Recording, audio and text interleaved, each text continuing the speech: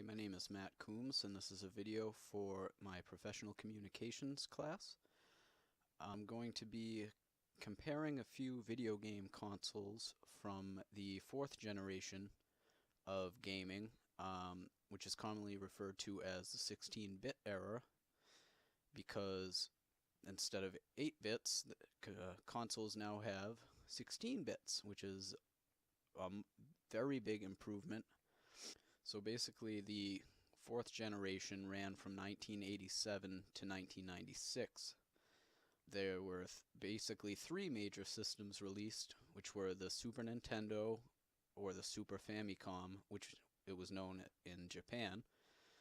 Famicom is short for Family Computer, in case anybody was curious what Famicom meant.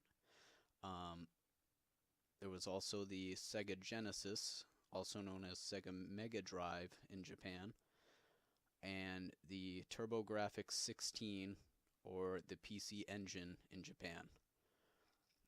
So the biggest differences in features from 8-bit to 16-bit was obviously the more powerful microprocessor, which was 16 bits instead of the 8 bits you had when playing, say, the original Nintendo.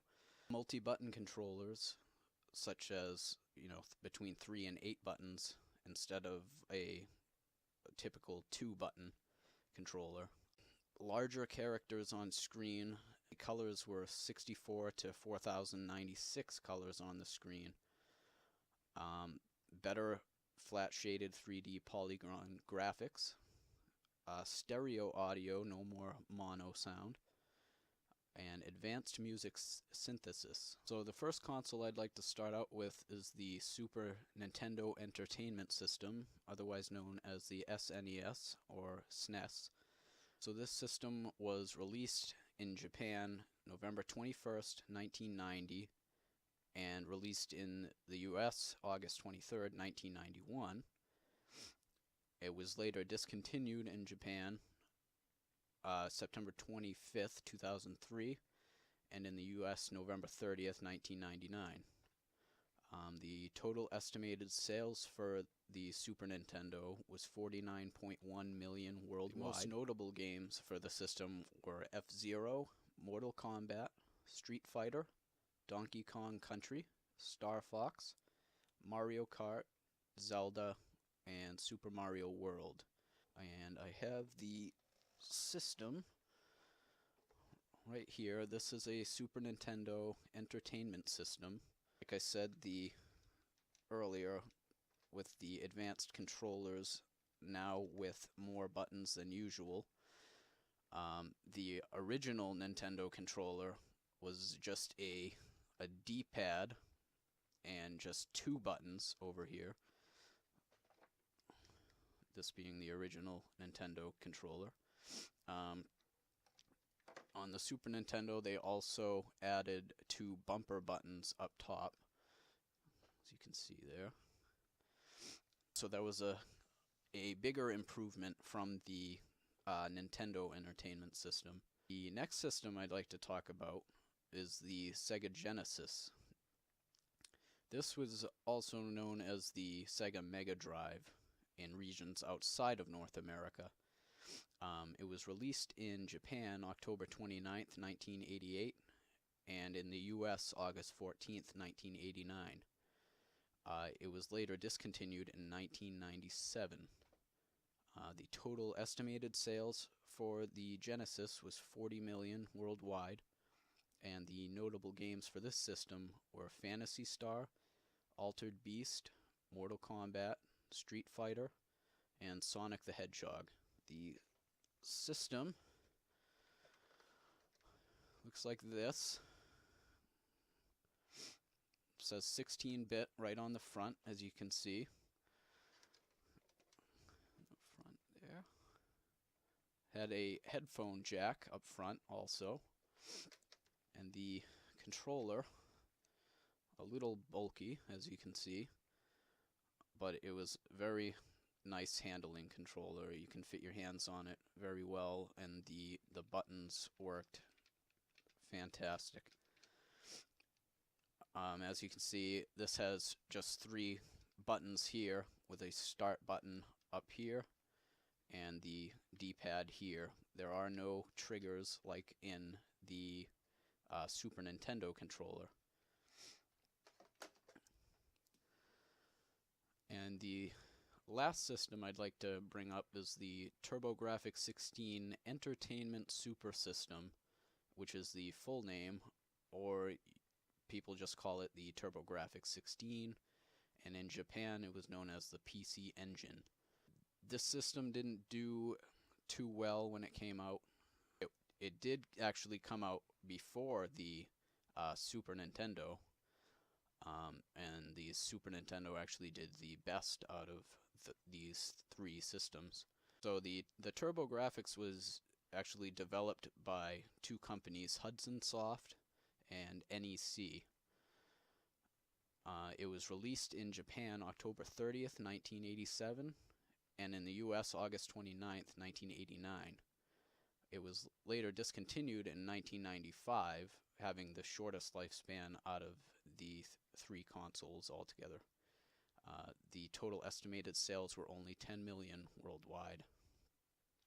The most notable games were R-Type, Bonk's Adventure, Splatterhouse, and Bonk's Revenge. So I want to do a couple comparisons on these consoles.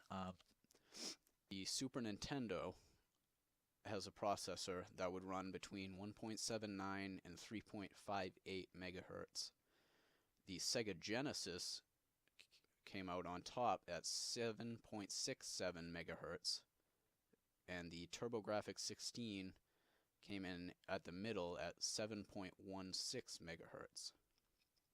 Now the total memory on these systems, the Super Nintendo came out on top on this one at 128 kilobytes. Sega Genesis and TurboGrafx-16 both had 64 kilobytes. The total number of colors that could be displayed on the screen at any given time, TurboGrafx-16 actually came out on top on this one at 482, where Super Nintendo produced 256, and the Sega Genesis in last at 64. The audio, as I said, no longer mono. It was now stereo sound.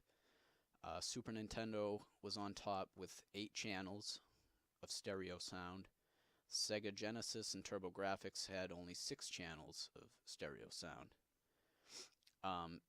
The number of moving objects on a screen at any given time, Super Nintendo once again came on top at 128, followed by the Genesis at 80 and the TurboGrafx at 64.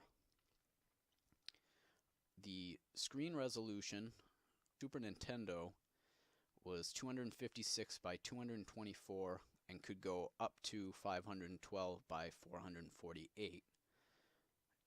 The Sega Genesis came in at 320 by 224, and the TurboGrafx came in at 256 by 224 and could go up to 565 by 242. So the Super Nintendo and TurboGrafx had the best screen resolutions compared to the Genesis. So what did these games look like? The Super Nintendo had cartridge-based games. The Sega Genesis did a cartridge-based game as well, with a slightly different design. Fortunately, I don't own a TurboGrafx-16, however I will provide an image of what they used. They don't use a cartridge-based game. They use what's called a HU card, H-U card. It's also known as the Turbo Chip. It's basically looks like the size of a credit card with the metal contacts at the end of it, and then you just slide it into the system. The total games released for the Super Nintendo was approximately 784, Sega Genesis approximately 915, and the TurboGrafx came in last at approximately $390, which is a large difference compared to the Super Nintendo and the Sega Genesis. So the price point on these systems when they were initially released back in the 90s / late 80s, so the Super Nintendo came in at $200. The Sega Genesis was listed at $190, slightly cheaper than the Super Nintendo, but only by 10 bucks. The TurboGrafx 16 at the same price as the Super Nintendo at $200.